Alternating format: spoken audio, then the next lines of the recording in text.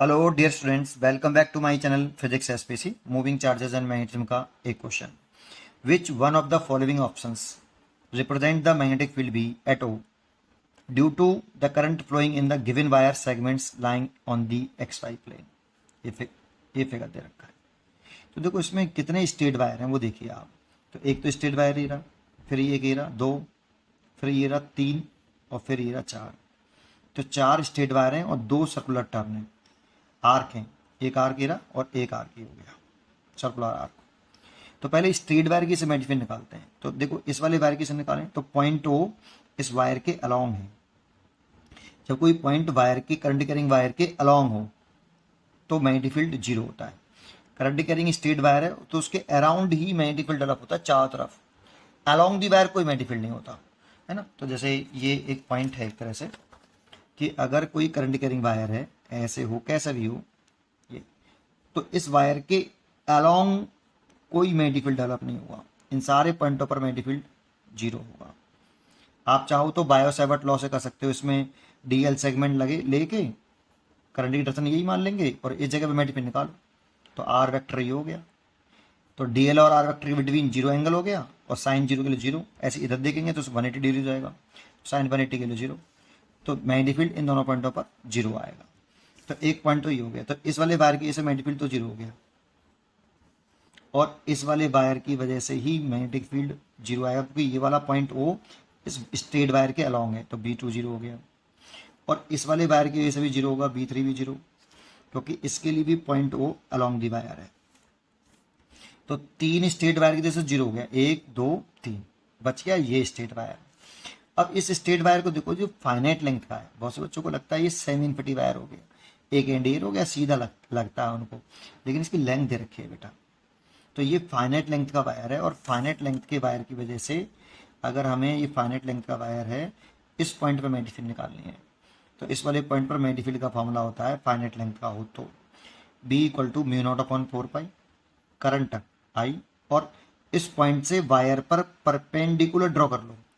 ये perpendicular distance लिखते हैं D, नेम पर ध्यान दीजिए, D भी इंपॉर्टेंट नहीं है, ठीक है, इनटू साइन। अब इसके दोनों एंड को ज्वाइन कर लो, इस ऑब्जर्वेशन पॉइंट से ज्वाइन करने वाली लाइन हो गई है।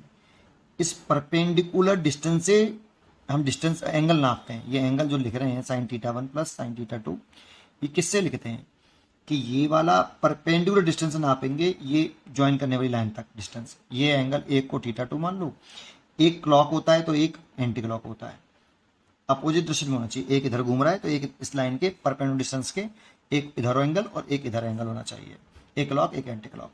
ये वाला फॉर्मूला हमें याद होना चाहिए, ठीक है। तो करते हैं भाई। तो देखो इस वाले पॉइंट पर मैग्नेटिक फील्ड निकालनी है due to this straight wire, और इसकी लेंथ रखी है बेटा L, फाइनाइट लेंथ का हो गया। तो इस परपेंडिकुलर डिस्टेंस तो ये हो गई बेटा D, तो D कितना हो गया L/2 ये है, और देखो सर्कल की रेडियस R है L/2 है, तो ये L/2 हो गई। तो D तो हो गया इस वाले केस में हमारा L। कौन से वायर के लिए इसे नाम दे देता हूँ PQ वायर के लिए।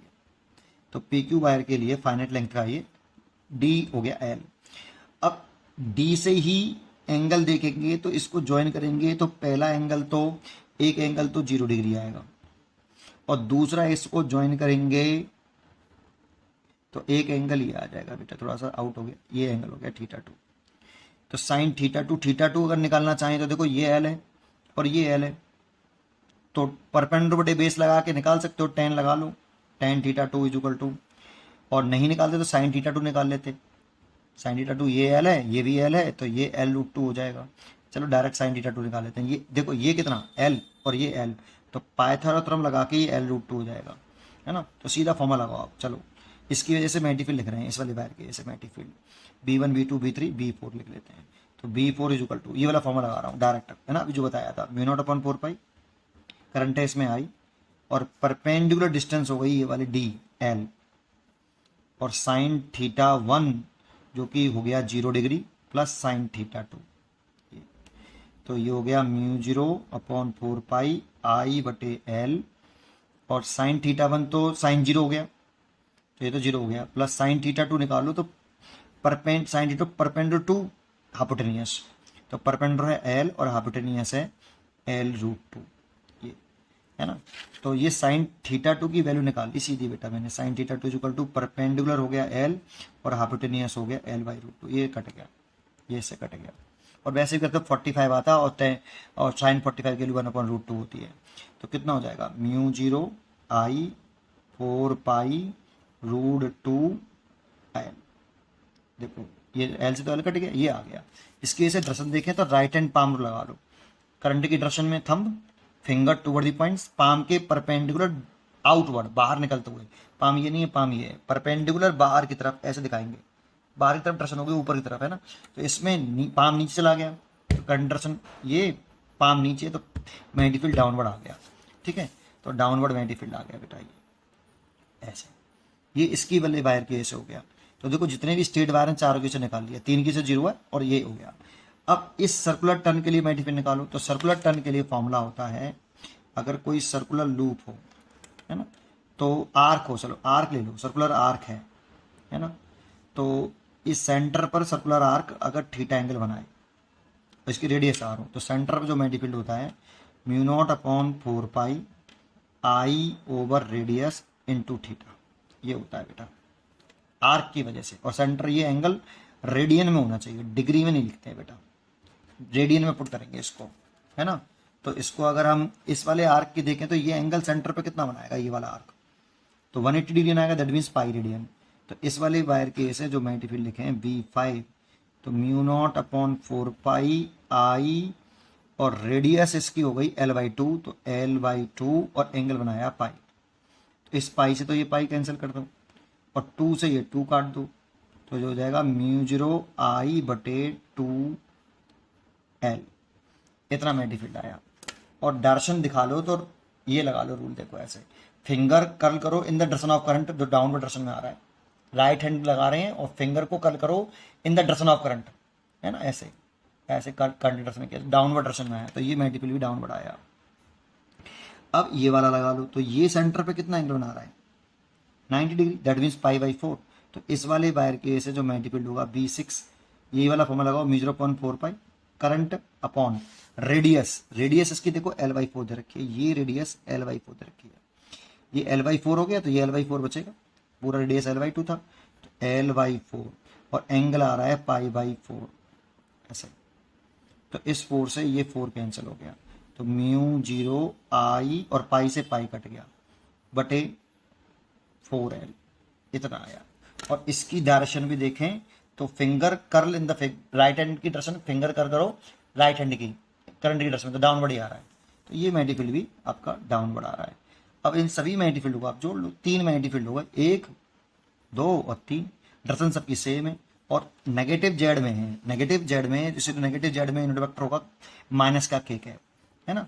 तो अगर वेक्टर पहले भी मैग्नीट्यूड निकाल लेता हूँ, ये तो मैग्नीट्यूड निकाल रहा हूँ मैं, ठीक है, अभी तो मैं मैग्नीट्यूड लिख लेता हूँ। B इक्वल टू कितना,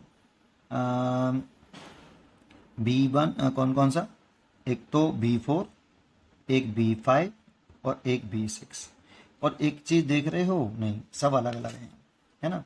तो कर लो, क्या लिखें, B4 की वैल्यू पुट करो μ0I 4 पाई√2L plus μ0I/2L plus μ0I/4L।